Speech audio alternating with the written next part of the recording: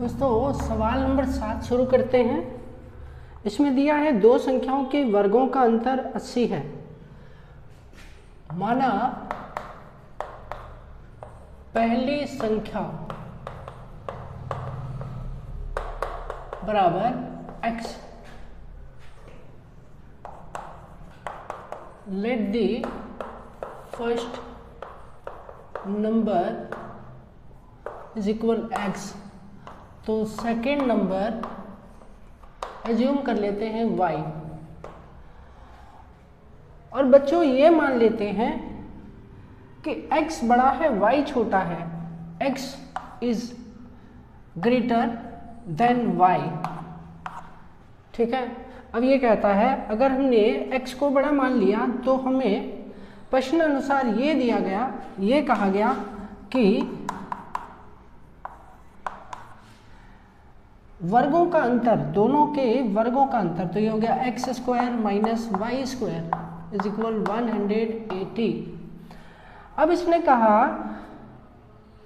छोटी संख्या का वर्ग, मतलब जो हमने छोटी संख्या y को मान रखा है, छोटी संख्या y का वर्ग बड़ी संख्या x का 8 गुना होगा।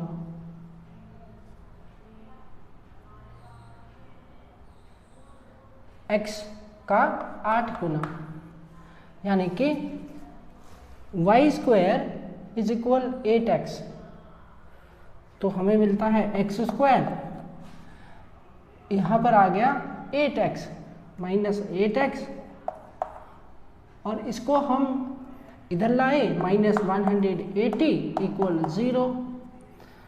तो बच्चों ये हो गया हमारा समीकरण। अब हम इसे गुणनखंड विधि से हल करते हैं। फैक्टर मेथड का भी यहाँ पर हम प्रयोग कर सकते हैं, तो फैक्टर मेथड से हम इसे सॉल्व करते हैं। एक्स स्क्वायर, इसके लिए मिड टर्म को स्प्लिट किया, तो मिड टर्म को स्प्लिट किया, इसका गुणांक 1 है, 1 को इससे मल्टीप्लाई किया तो हमें मिलेगा माइनस 180, और हमें इसे स्प्लिट करना है दो टर्म्स में, और लाना क्या है, हमें लाना है -8। इसको हमने तोड़ा, 18 1 जा 18 0, तो 18 माइनस 10 के रूप में ले लेते हैं। 18 माइनस 10 तो -18 और प्लस 10, -18 प्लस 10 लेंगे तो हमें -8 मिलेगा, क्योंकि माइनस का नंबर बड़ा होगा तभी माइनस का आंसर आएगा। तो हमने क्या किया, इसको -8 को रिमूव किया और उसकी जगह इन दोनों को ले लिया, -18x plus 10x minus 180 equal 0। तो इस प्रकार से हमें, अब हम इन दोनों में कॉमन लेते हैं तो ये हो जाता है x माइनस x कॉमन हो गया तो अंदर बचा x माइनस 18, और यहाँ पर हमारे पास प्लस 10 कॉमन हो गया तो अंदर बचा x minus 18 equal 0। Hence x minus 10 एक फैक्टर हो गया, x माइनस 18 दूसरा फैक्टर हो गया, तो सॉरी x प्लस 10 एक फैक्टर, तो x इक्वल माइनस 10 हो गया और x इक्वल 18 हो गया। अब x का वैल्यू 18 आ गया हमारे पास। ठीक है बच्चों, x का वैल्यू 18। अब ये तो पॉसिबल नहीं है, संभव नहीं लिख देते हैं यहाँ पर, संभव नहीं, और ये संभव है। ठीक है, इसका हम प्रयोग करेंगे। इसका प्रयोग हम, ये हमारा नंबर निकालने में प्रयोग कर सकते हैं। तो बच्चों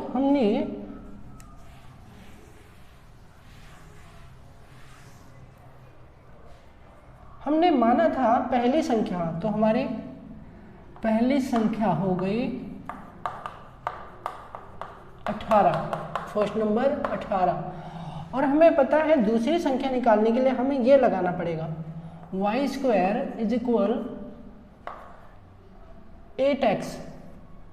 अब x की वैल्यू अगर हम 18 भर देते हैं तो 8 मल्टीप्लाई 18 144, y स्क्वायर रूट कर दिया तो ये हो गया 144 इक्वल 12। बच्चों सेकंड नंबर हमारे पास आ गया 12। अब यहाँ पर हम एक चीज़ हम नोटिस करते हैं, ये इक्वल है तो इसे प्लस माइनस में लेंगे, तो इसका मतलब ये हुआ कि हमारा जो 12 आया वो प्लस माइनस है, प्लस माइनस 12। तो हमारे पास दो सिचुएशन में दो तरह से हम इसका आंसर दे सकते हैं या हमें प्राप्त होता है। पहली स्थिति बच्चों ये है फर्स्ट आंसर हो सकता है हमारा, नंबर हो सकते हैं 18 एंड 12, और सेकंड आंसर हमारे हो सकते हैं इसी प्रश्न का दूसरा आंसर 18 एंड -12। ये तो देखो बच्चों इस तरह से इस प्रश्न के दो जवाब हैं, 18 और 12, 18 और -12। तो इस प्रकार से आप इसका हल निकाल सकते हैं। ओके बच्चों, अब लेते हैं अगला प्रश्न।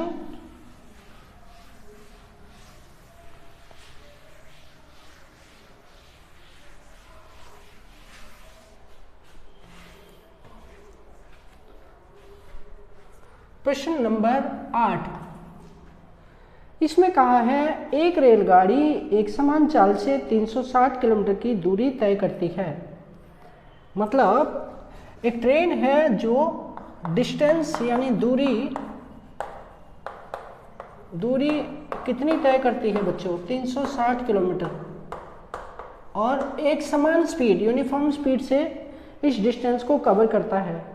उसकी स्पीड नहीं दी है, स्पीड को हम एज्यूम करते हैं, let the speed is equal x kilometre per hour, माना चाल। तो x किलोमीटर फिर कहता है कि यदि चाल को 5 किलोमीटर अधिक होती, मतलब न्यू स्पीड या नई चाल, तो नई चाल अगर हमारी पहले वाली चाल जो कि x थी, तो अब ये कहता है कि अगर चाल 5 किलोमीटर ज़्यादा होती, ठीक है, 5 किलोमीटर इसमें ऐड कर देते तो ये नई चाल हो जाती। ऐसा करने से रेलगाड़ी सेम डिस्टेंस को ट्रैवल करने में 1 घंटा कम लेती है। तो बच्चों अब हमारे पास न्यू स्पीड और बिगिनिंग स्पीड दोनों हैं, और इसकी मदद से हम इक्वेशन बना सकते हैं बच्चों। कैसे बनाएंगे? स्पीड है, डिस्टेंस है, तो हम टाइम का फॉर्मूला लगाएंगे। टाइम यानी कि समय का सूत्र लगाएंगे, distance upon time, speed, distance upon speed. इसके अकॉर्डिंग क्या हो जाएगा? इसके अकॉर्डिंग हो जाएगा 360 अपॉन x, ये पहला टाइम हो गया हमारे पास। फिर हमने सेम फॉर्मूला इसको ही दोबारा लगाया तो दूसरा हो गया 360 अपॉन x प्लस 5, ये दूसरा टाइम हो गया। बच्चों नोटिस करो इस बात को कि स्पीड जब बढ़ेगी तो टाइम कम लगेगा। इसका मतलब यहाँ पर टाइम कम लगेगा, यहाँ टाइम ज़्यादा लगेगा। तो इन दोनों में से बड़ा टाइम कौन? ये बड़ा, ये छोटा। तो इसलिए हम इसमें से इसको घटाएंगे और इक्वेशन तैयार कर लेंगे। ठीक है बच्चों, ओके, दिखाते हैं आपको कैसे। इसने बोला 1 घंटा डिस्टेंस, 2 में से 1 में से 2 माइनस करते, तो इसको हम इस तरह लिख सकते हैं 1 - 2 = 1 आवर, 1 घंटा। अब 1 में क्या है? 360 upon x minus 360 upon x plus 5 = 1। अब इसे हमें सॉल्व करना है।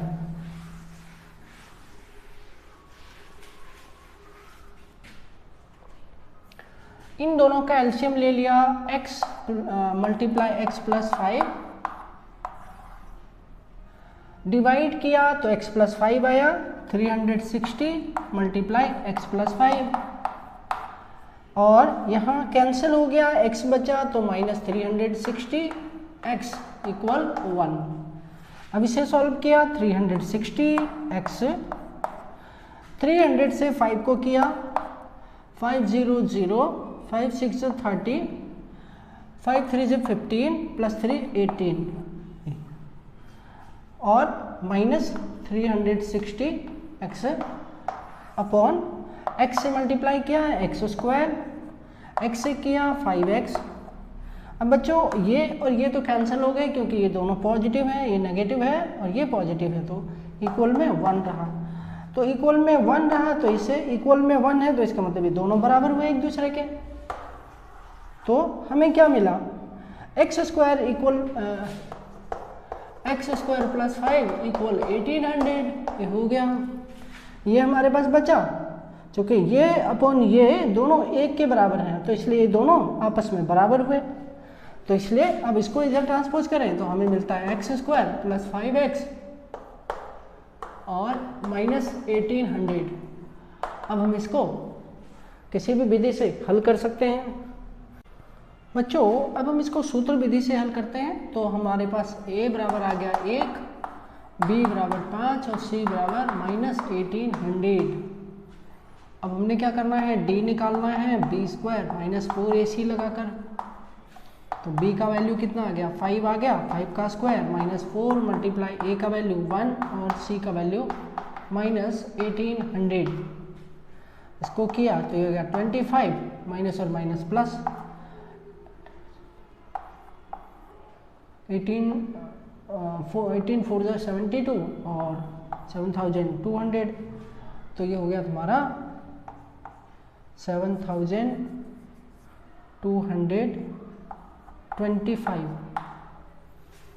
अब इससे हम निकाल सकते हैं, तो हमारा x इक्वल हो गया माइनस बी और plus under root D upon 2a equal minus 5 plus under root 7225 upon 2 multiply 1। अब बच्चों ये आया हमारे पास।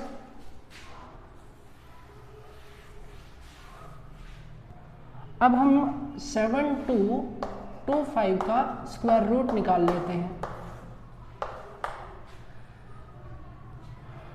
8 टाइम्स जाएगा, 8 8 जा 64,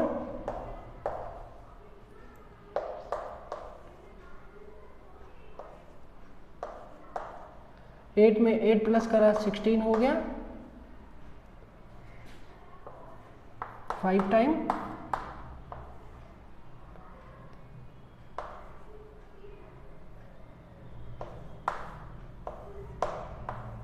तो 85 आ गया। तो ये मिला हमें -5 प्लस 85 अपॉन 2, माइनस किया तो आ गया 80/2, कैंसल किया तो आ गया 40। तो बच्चों x बराबर 40 आ गया हमारा उत्तर पहला। अब हम दूसरा निकाल लेते हैं।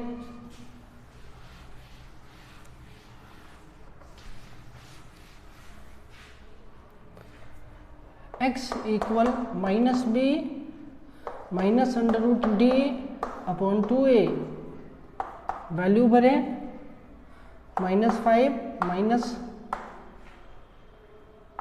7225 upon 2a, 2 multiply 1, -5 minus 85 upon 2, -85 minus 5 तो हो जाता है -90 अपॉन 2, कैंसिल किया तो x बराबर आ गया -45।